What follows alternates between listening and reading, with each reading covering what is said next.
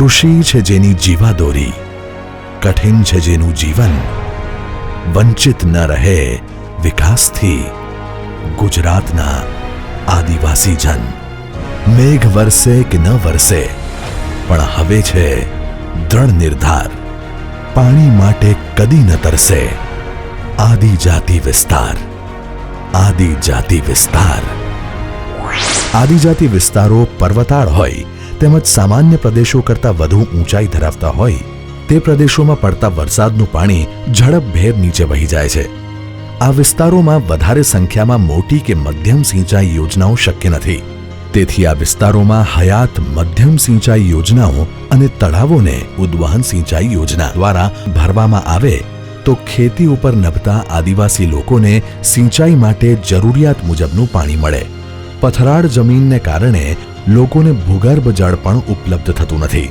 તેથી મોટા બંધોમાં પાણીની ઉપલબ્ધતા સારી માત્રામાં હોય તે સ્થળોએથી નાની અને મધ્યમ સિંચાઈ યોજનાઓ, તળાવો ભરવા માટે તથા પીવાનું પાણી પૂરું પાડવા માટે વનબંધુ કલ્યાણ યોજના હેઠળ સિંચાઈને લગત 22,700 કામો પૂર્ણ કરવામાં આવેલ છે, જેનાથી 8.70 લાખ એકરને લાભ મળેલ છે.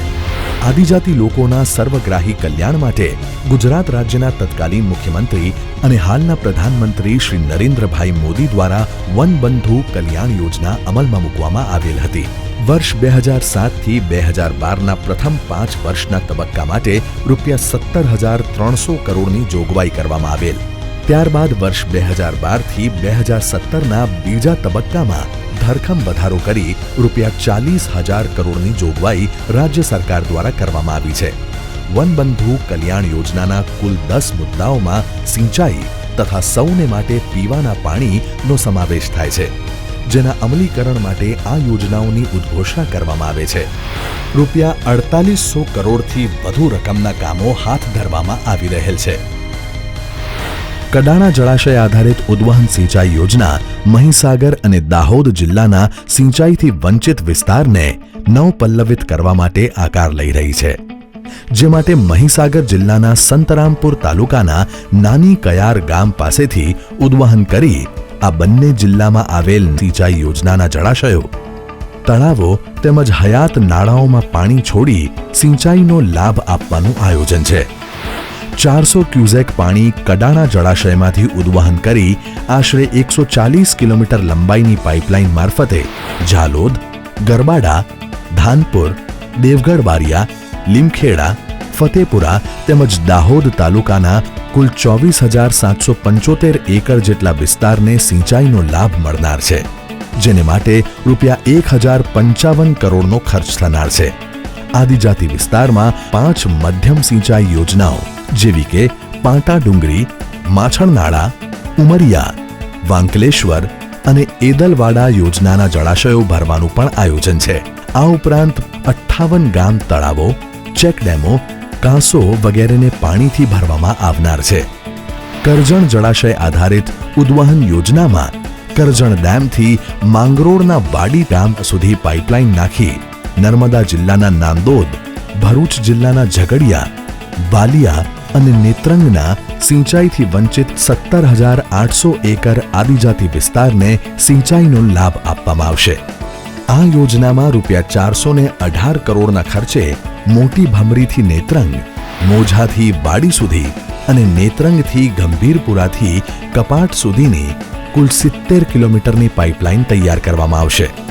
આ યોજનાની 57,958 મીટરની પથરેખા પર આવતી અમરાવતી, કિમ, ટોકરી તથા ભૂખી નદીઓમાં પણ પાણી આપવામાં આવશે.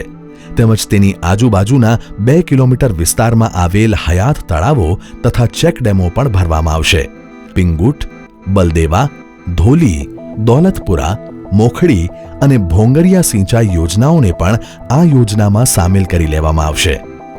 કાકરાપાર ગોરધા વડ ઉદ્વહન સિંચાઈ યોજના સુરત જિલ્લાના માંગરોળ અને માંડવી તાલુકાની સિંચાઈ વિહીન જમીનોને સિંચાઈનો લાભ મળી રહે તેવા ઉમદા ઉદ્દેશ્ય સાથે શરૂ થવા જઈ રહેલ કાકરાપાર ગોરધા વડ ઉદ્વહન સિંચાઈ યોજના ₹497.33 કરોડના ખર્ચે પરિપૂર્ણ થશે. આ વિસ્તારમાં સિંચાઈના પાણીની અછત દૂર કરવા માટે કાકરાપાર બિયરથી પાણી ઉદ્વહન કરી 32.25 કિલોમીટર લંબાઈની પાઇપલાઇન દ્વારા માંગરોળ તાલુકાના વડ ગામ સુધી લઈ જવાનું આયોજન છે. આ યોજનાથી સુરત જિલ્લાના માંગરોળ તાલુકાના 20 ગામો અને માંડવી તાલુકાના 27 ગામો મળી કુલ 47 ગામોની 38,200 એકર જમીનને સિંચાઈનો લાભ મળશે. આ ઉપરાંત પથરેખામાં આવતા લાખી ગામ બંધ, ઈસર બંધ, સઠવાવ તળાવ, પાતલદેવી તળાવ અને 6 કોતરોમાં પાણી નાખવામાં આવશે, જેના થકી વેર 2 યોજનાનો 8,647 એકર, લાખીગામ ડેમનો 1,780 એકર તેમજ ઈસર ડેમનો 873 એકર મળીને કુલ 11,300 એકર હયાત સિંચાઈ વિસ્તારને લાભ થશે. દિણોદ બોરીદા કંટવા ઉદ્વહન સિંચાઈ યોજનામાં ઉકાઈ જમણા કાંઠા મુખ્ય નહેરની સાંકળ 25.10 કિલોમીટર પાસે પંપ હાઉસ બનાવી પાઇપલાઇન મારફતે ઉદ્વહન કરીને પાઇપલાઇનના વિતરણ વ્યવસ્થા દ્વારા સિંચાઈ માટે દિણોદ, બોરીદા અને કંટવા એમ 3 ગામોની કુલ 4,480 એકર વિસ્તારમાં સિંચાઈ માટે પાણી આપવાનું આયોજન કરેલ છે. આ યોજનાની અંદાજિત કિંમત ₹35.57 કરોડ છે. વનબંધુ કલ્યાણ યોજના અંતર્ગત આદિજાતિ વિસ્તારમાં દાહોદ, છોટાઉદેપુર, મહીસાગર, નર્મદા, વલસાડ અને તાપી જિલ્લાઓ માટે પીવાના પાણીની 6 યોજનાઓ. આદિજાતિ વિસ્તારના લોકો પીવાના પાણી માટે વર્ષોથી માનવબળના ઉપયોગથી પાતાળમાંથી પાણી સિંચતા આવ્યા છે. ગુજરાત સરકાર દ્વારા આદિજાતિ વિસ્તારની પાણીની મુશ્કેલીવાળા વિસ્તારો માટે ખૂબ જ મહત્વની કુલ ₹1,758 કરોડની કિંમતની 6 યોજનાઓ અમલમાં મૂકવાનો નિર્ધાર કરેલ છે, જેનાથી અંદાજે 20 લાખની વસ્તીને લાભ થશે. નર્મદા નદી આધારિત દાહોદ અને છોટાઉદેપુર જિલ્લાના 343 ગામો તેમજ દેવગઢ બારિયા અને છોટાઉદેપુર શહેરનો સમાવેશ કરતી 120 કિલોમીટર લંબાઈની બલ્ક પાઇપલાઇનવાળી ₹890 કરોડની પાણી પુરવઠા યોજના, જેના થકી હાફેશ્વર ગામ પાસે નર્મદા નદીમાં ઇન્ટેક વેલ બનાવી નર્મદાના નીર છોટાઉદેપુર તેમજ દાહોદ જિલ્લાની અલગ અલગ કુલ 12 ગ્રુપ યોજના મારફત લોકો સુધી પહોંચાડવાનું આયોજન છે. નર્મદા જિલ્લાના ડેડિયાપાડા અને સાગબારા તાલુકા તથા તાપી જિલ્લાના સોનગઢ તાલુકાના કુલ 221 ગામોને સમાવેશ કરતી ₹309 કરોડની અન્ય એક પાણી પુરવઠા યોજના પણ આકાર લઈ રહી છે. આ ઉપરાંત મહીસાગર અને છોટાઉદેપુર જિલ્લાના 142 ગામો અને બોડેલી શહેરનો સમાવેશ કરતી ₹154 કરોડની 3 જૂથ યોજનાઓ પણ બનાવવાનું આયોજન છે. મધુબન જળાશય આધારિત અસ્ટોલ જૂથ પાણી પુરવઠા યોજના.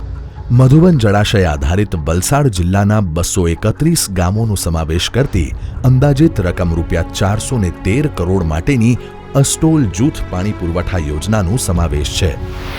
ગુજરાતના વર્તમાન મુખ્યમંત્રી શ્રી વિજયભાઈ રૂપાણીએ પણ શ્રી નરેન્દ્રભાઈ મોદીની આ પ્રજાવત્સલ પરંપરાને જાળવતા ગુજરાતના આદિજાતિ વિસ્તારની જળની જરૂરિયાતને જાણીને વિવિધ યોજનાઓને વેગ આપવા મક્કમ પગલાં લેવાની શરૂઆત કરી છે. વરસાદની અનિયમિતતા તથા સિંચાઈ અને પીવાના પાણીની અછત વનબંધુઓના વિકાસમાં બાધક નહીં બની શકે. ખેતરો હરિયાળા બનશે, પીવાના પાણીની સમસ્યાનો કાયમી ઉકેલ આવશે. સિંચાઈ થકી સમૃદ્ધિનો નિર્ધાર, ઉત્કર્ષના પંથે આદિજાતિ વિસ્તાર. વનબંધુ કલ્યાણ યોજના આદિવાસી કલ્યાણની સૌથી મોટી યોજના.